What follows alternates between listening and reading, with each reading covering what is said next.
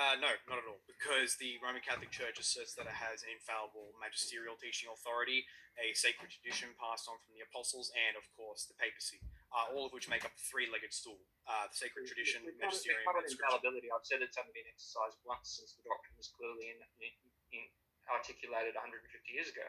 I believe I remember us discussing that, but I believe it was actually exercised twice. Once for the for the how did I forget it already? The Immaculate Conception, and I believe another for the Assumption. Am I correct, Andrew? Well, I consider that the same one. It's done in the same act. Fair enough. Fair enough. But even then of course, I certainly have that in regards to. Sorry. So certainly in regards to the Assumption, I'll have to double check in regards to the Immaculate Conception. I'm quite certain that was dogmatized as well. I believe it was a Pope Leo of some kind, but I'd have to have a look. Yeah, I don't think it was him, but I'd like to ask as well if I wanted to just take it back, because I think Matthew 16:18 was quite important with how we interpret that. So I would posit that the interpretation of Peter being the rock makes quite little sense on the grammatical level when we look at the passage itself, when Christ says, "You are Peter, and upon this rock I will build my church." And the issue with that is that just with regular speaking conventions, and whether it be in English with your translation or the Greek text itself, which I myself can read, just a little flex, that kind of grammar does not make sense if it's referring to Peter. It would be extremely simple and, dare I say, almost necessary just for Christ to simply say, "You are Peter, and upon you, the rock, I will build my church." But instead he says, "Upon this rock I will build my church." And more importantly, within the Greek text itself, it's actually using different words for Peter and for this rock. So with Peter it says Petros, which depending on who translate it could just mean a rock or a pebble or whatever.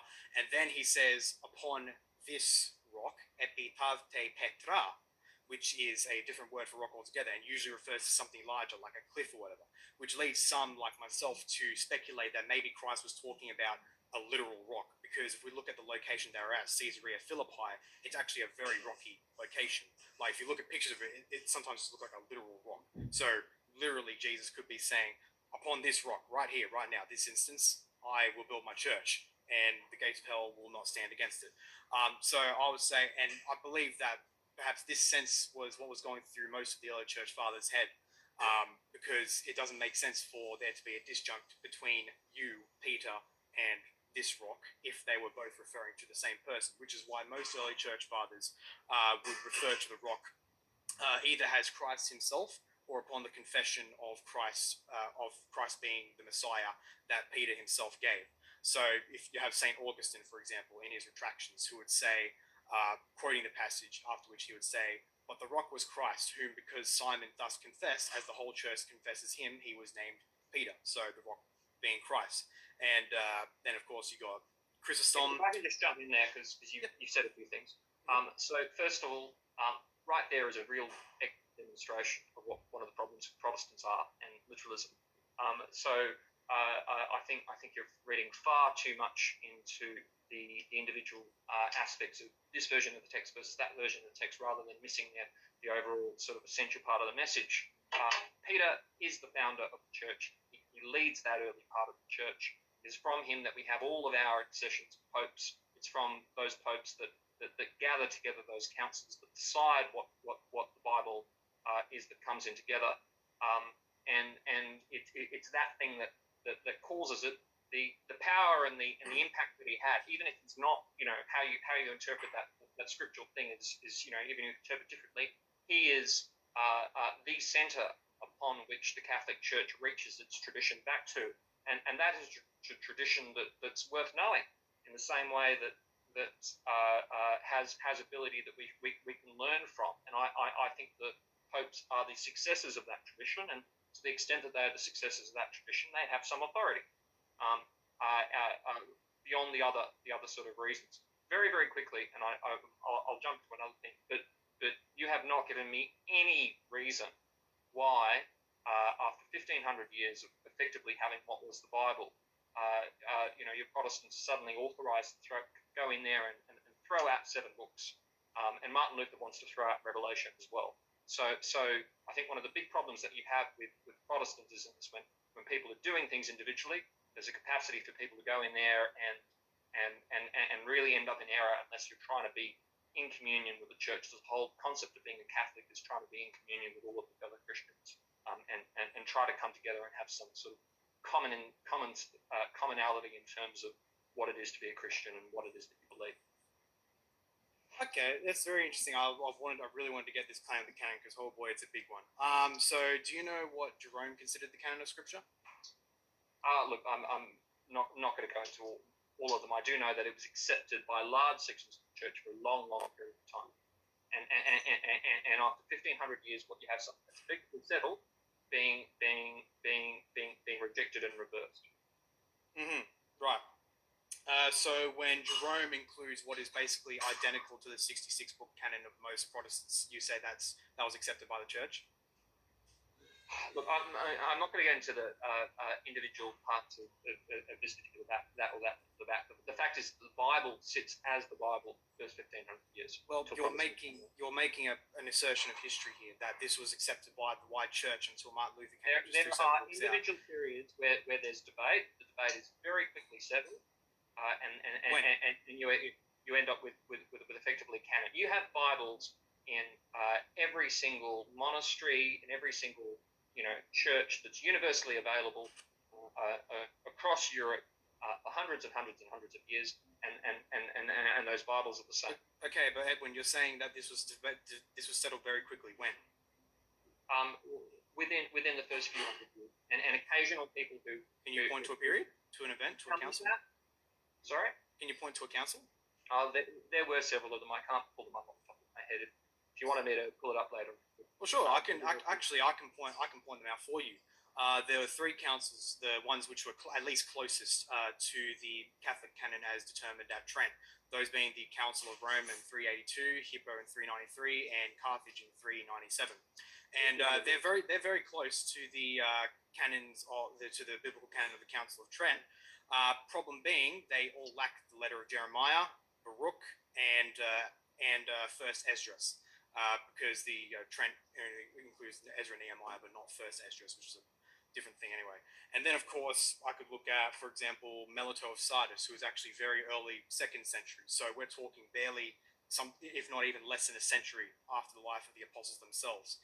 And his biblical canon is basically the Protestant canon minus Esther.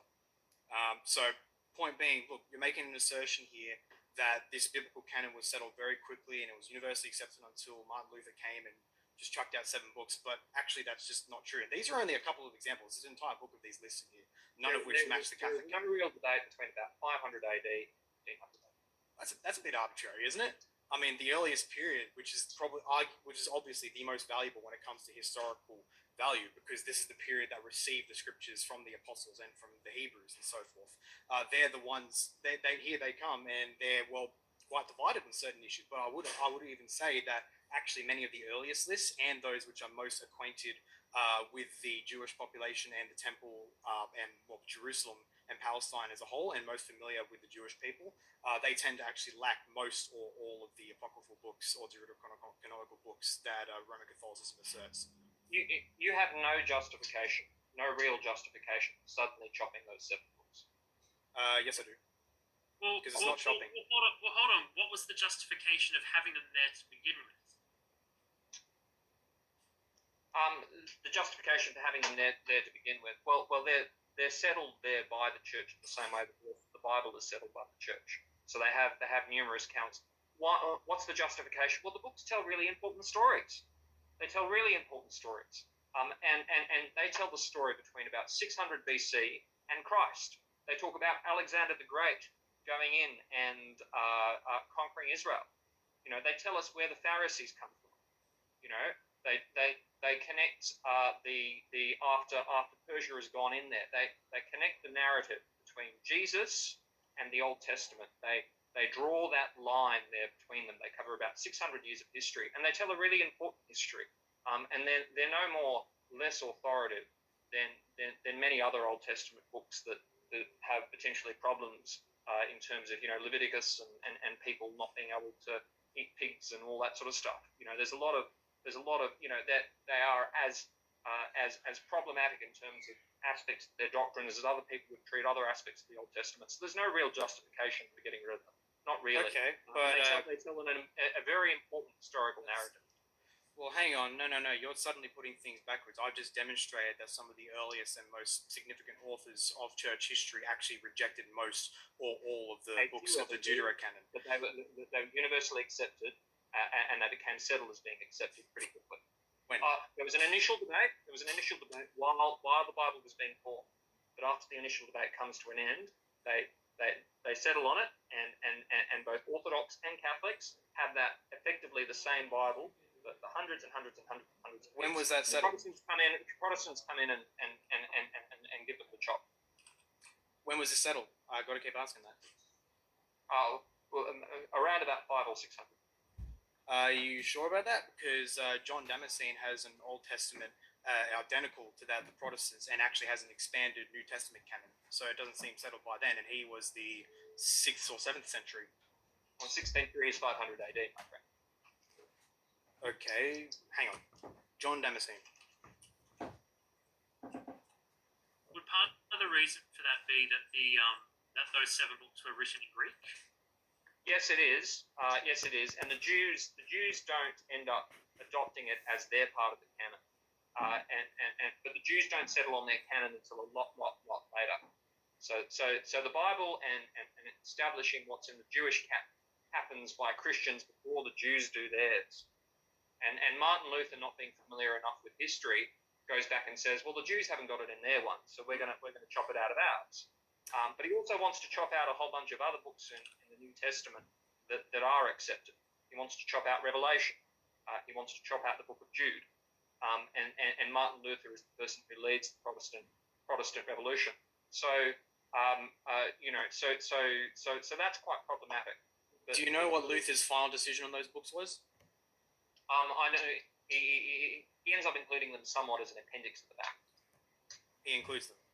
As an appendix, not as an appendix. He includes them. Not as part of the Bible. He doesn't count as part of the Bible. He just not true. He has initial issues with them. That's true, and especially when he at least initially can't square what James says with justification by faith alone. But he actually ends up explaining that, and he's okay with James now and Revelation.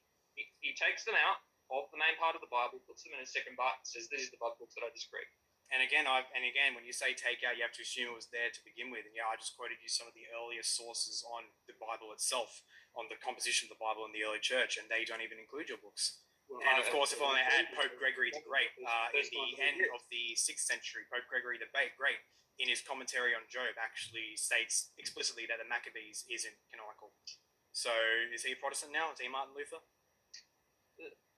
Maccabees are, as I explained beforehand, extremely useful in terms of understanding the